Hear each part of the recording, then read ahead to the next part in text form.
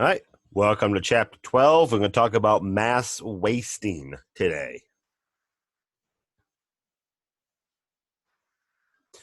So, when I say mass wasting, what do I mean? The book describes mass wasting as the downslope movement of Earth materials under the direct influence of gravity. Essentially, when I say mass wasting, you think of usually landslide, a sudden event in which large quantities of rock or debris move downhill. But it's a bit broader than that. Notice in previous chapters, we've been kind of skewing away from pure geology, away from talking about the rocks, talking about the geology and its human impact. We talked about earthquakes in the past, right? Tsunamis. Now we're talking again about how geology affects us as people. So, mass wasting varies in speed, can be catastrophic, cannot be catastrophic, but it causes more damage than any other geohazard in a particular year. Mass wasting, landslides are the most dangerous thing year to year to year to year. When people communities are in the way of a landslide, of mass wasting, you have these natural disasters. Mass wasting is a major erosional event because what is erosion? We talked about that, right? It's the moving of rock material to places. Mass wasting is a big mass of this rock material moving. The combined effects of mass wasting and running water produce stream valleys, funny enough.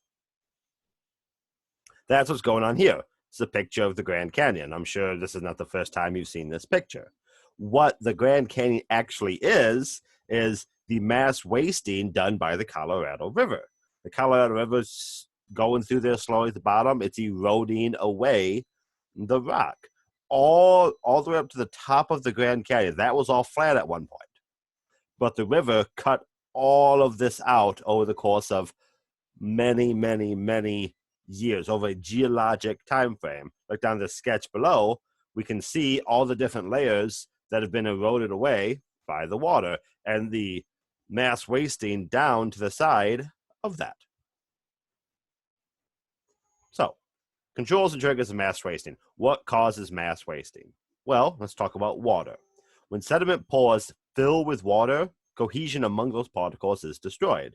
Essentially, the water lubricates the material and adds weight to the mass of the materials going on. Again, this kind of makes sense, right? What does water do? It allows things to flow away. Water causes things to flow away very often. True, small amounts of water can act as a glue to keep grains together, but large amounts of water causes these massive flows. Look at the size of these things. They're gigantic, right? These occur a lot of times with rain. Notice here on the left, this community is on the side of a large hill. A lot of rain happened. This water came rushing down, covered up these houses, probably caused deaths.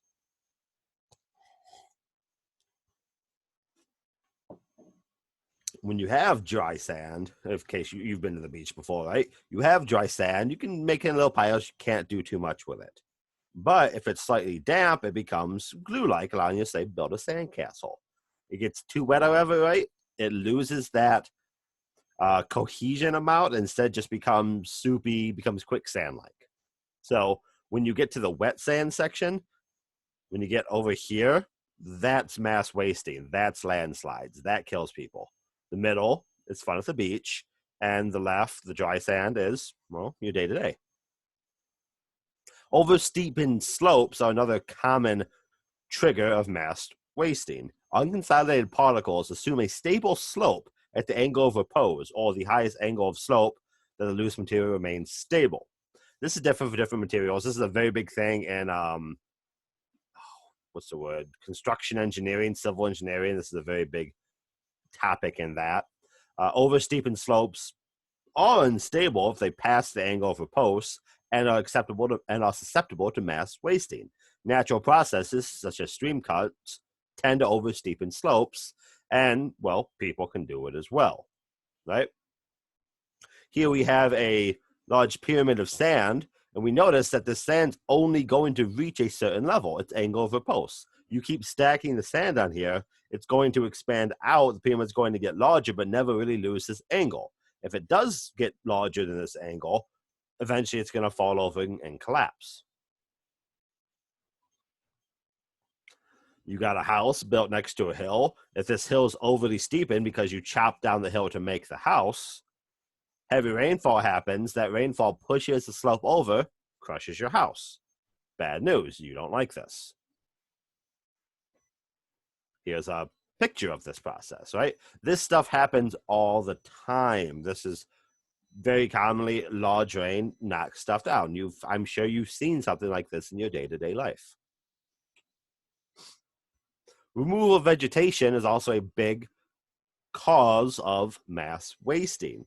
Why? Because plant roots bind soil together. Plants essentially shield the soil from raindrop impacts, which can physically alter and cause the soil to loosen up. So when vegetation is removed by humans or forest fire or something like that, timber, farming, development, stuff like that, you lose this natural way to keep land in place, thereby causing the land to fall and cause damage. Earthquakes naturally can trigger these things. We talked about this previously. We talked more about earthquakes, but if you shake something, it can fall down, right? Here we see examples of Hebgen Lake in Montana,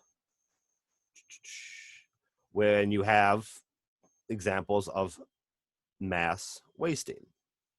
Look at this big cutout right there.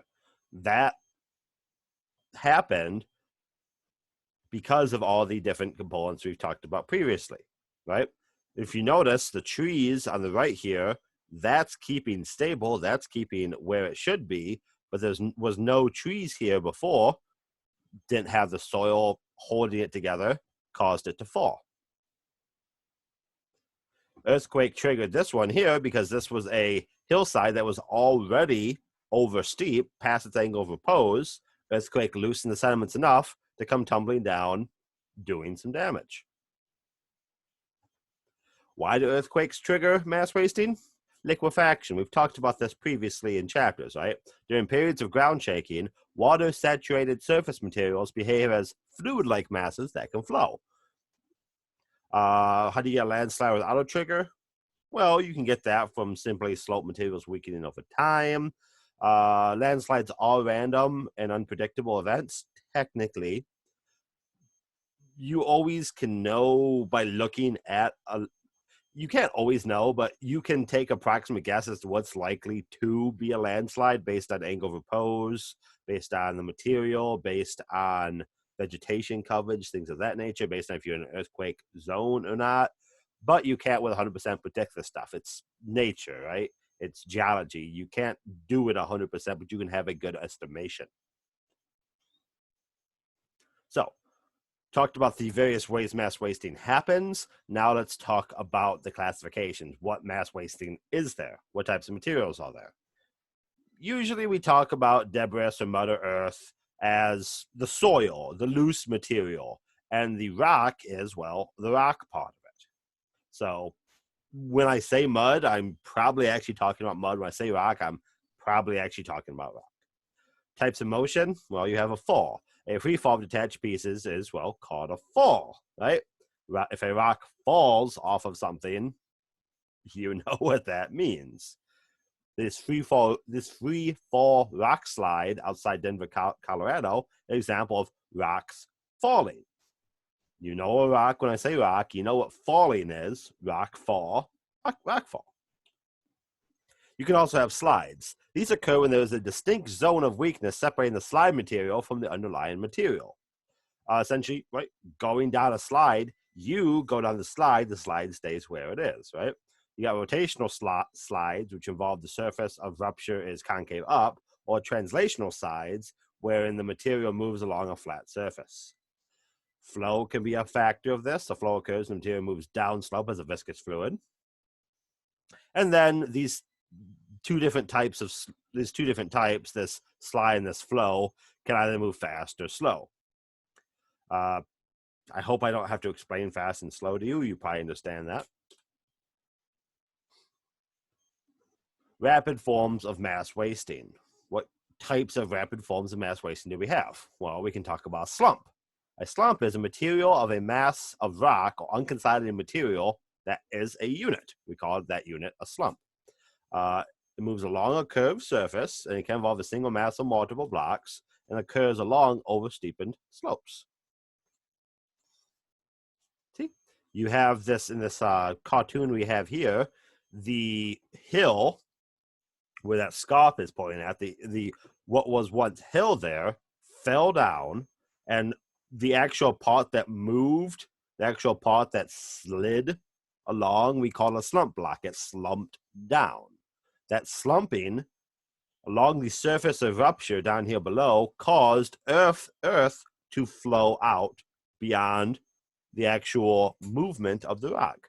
So, right, this would, an equivalent to this would be pile a bunch of sand, pile a bunch of your toys at the end of the slide. You slide down the slide. You are the slump block that moves down the slide, and we get to the end, you shoot the toys all over the playground. That those toys that move is earth flow. The scarp itself would be the slide, and the surface of rupture would be you moving down the slide. Example shown here. You get this picture to the top, but the geologist sketch at the bottom perhaps is a better example of this. You have the scarps where it actually fell down where it was originally attached, and the slump blocks are the blocks that physically moved. This perhaps was caused by wave action undercutting the cliff and steepening the slope. Rock slides or debris slides. Same thing, different thing. Colloquially, you mean the same thing. These are blocks of bedrock that slide down a slope, generally very fast and destructive, sometimes triggered by earthquakes, sometimes triggered by melting snow or rain, very common during the spring when the thaw happens. Yeah, I'm sure if I say rock slide, you have a picture in your mind. If I say mudslide, debris slide, you have a picture in your mind. You know what I'm getting at here. Very common occurrence. It's just the rocks on the side of a mountain, the side of a hill, came tumbling down. Debris flow and mud flows are where the materials move as, you could argue, individual particles, but they move as a collective unit. Sudden rainfall and snowmelt washes large quantities of sediments into rivers, especially with a lack of vegetation to anchor soil. We talked about that previously, earlier in this very chapter. Lahars, we talked about those a few chapters ago. These are debris flows. They all follow the same basic principle. Mud flows, of course, would be what we've been talking about with debris flows and rock flows, but you have mud involved. Here's an example of a mud flow. A bunch of mud flowed. Reasons for this mud flow, most likely water dislodging and loosening soil, most likely oversteepening, maybe some lack of vegetation for some reason. All these things combined. You don't always need multiple triggers, but the more triggers you have, the more likely this is to occur. Did these people know this mud flow is going to come down and wreck? No, they probably didn't. Could they have figured it out? Maybe. It's hard to tell those things, right? Any hill technically can have debris and mud flow to it. The steeper it gets, the more likely it is. Earthquake-prone areas, more likely it is. But this is something what happens. Gravity pulls things down, right? Ooh, did I skip one? No, I didn't. Okay. Here's a before and after shot of a 2014 mud flow in Washington. Geologists have been warning this area was unstable, again, due to the trigger events we've been talking about prior. So when this happened, it looks like we have a little town down here. Those people lost their houses. You don't see those houses and roads on the after shot, do you? Hopefully they got out of there before something bad happened. They built there. They would have known these risks. That's something you do in these events.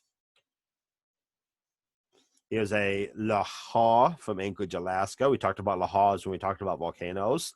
The same concept applies. So lahars can also be pushed by the force of the volcano, so it's an additional trigger. But this process happens. The lahars of Mount St. Helens. We dug deep into Mount St. Helens when we talked about volcanoes a couple chapters ago.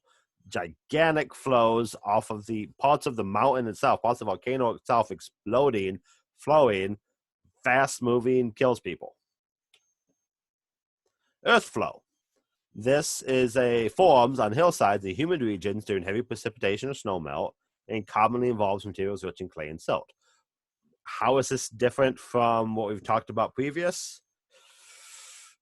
In a human scale, not really a whole lot different. It's still soil that moves given a trigger, in this case usually rain. This tends to be more soil than mud or rock, which is why we call it earth flow. But same exact process, same steps, right? The slower movements, the ones we talked about previously, usually happen, chug down real fast, cause damage. But mass wasting can move slowly. Creep is an example of this, the gradual movement of soil downhill, aided by the alternate expansion and contraction of surface materials. Causes fences and poles, utility poles to tilt, trees to develop J-shaped trunks, etc., etc. That's what's going on in these examples. You have the soil slowly moving due to, again, any one of these triggers, and it causes stuff on the hillside to respond. This tree originally was straight up, but as it grew, the soil pushed the hill to the side, and the tree had to grow in a curved shape in order to still reach high above. Soilification. Ooh, that's a tough word. The downslope movement of waterlogged soil. Is this stuff sounding redundant, sounding familiar? Because it should be, right? Common in regions underlain by permafrost and is promoted by dense clay or impermeable bedrock layers. This is soil movement due to permafrost layers, wherein the higher part of the soil warms up, is no longer frozen, and then is more likely to move on the frozen, harder soil below it. These little ribbons of soil you have are slow creep, slow movement of the soil happening over seasons, maybe longer. The sensitive permafrost landscape. Permafrost, I don't think we've talked about too much, but you've probably heard it from other science classes, is your permanently frozen ground in your more Arctic regions. Summers are too short and cool to necessarily melt ice very deep. And so if the ice doesn't melt, it stays below freezing, right? Below 0 degrees Celsius, below 32 degrees Fahrenheit. Land use is regulated to prevent this permafrost from melting because that permafrost is an important part of these Arctic regions, right? What happens when the permafrost melts? Well, it does the soilification that we talked about previous. It stops acting as a bedrock and starts acting as an unconsolidated soil. Doesn't have as much strength. The house collapses underneath that weight. Alaskan pipelines seem to fight this a lot, right?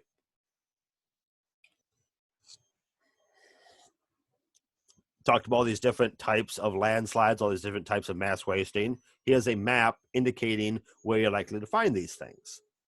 We can go from the top.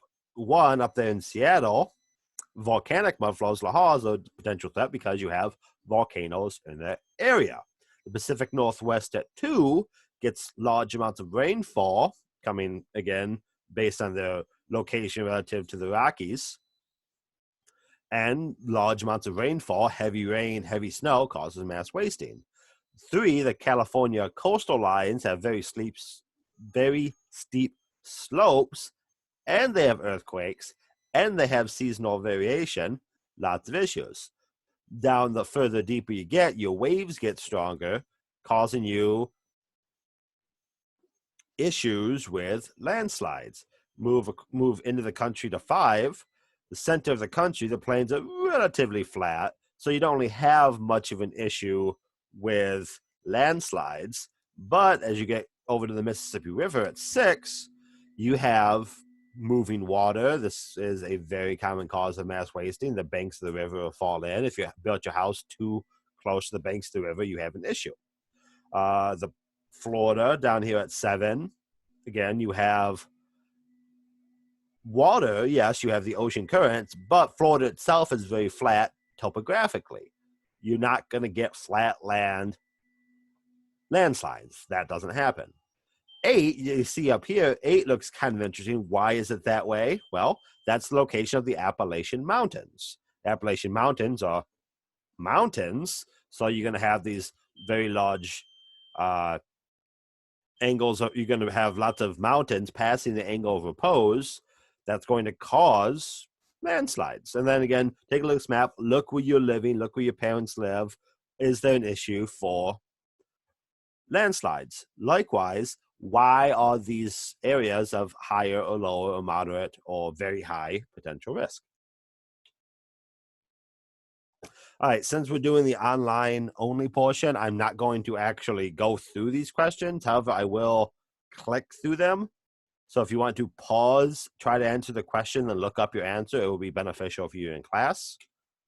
As you know, at least, well, I'm not going to say that. I might use these questions at some point, so it'd be a good idea to know them.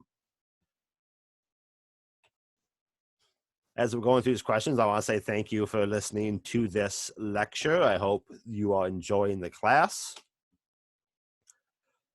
We'll be continuing on with the other chapters moving forward. Make sure to get your questions in the comments below if you want. Talk with your fellow classmates. That's going to be very helpful in you understanding and learning what's going on with this class. And have a good day.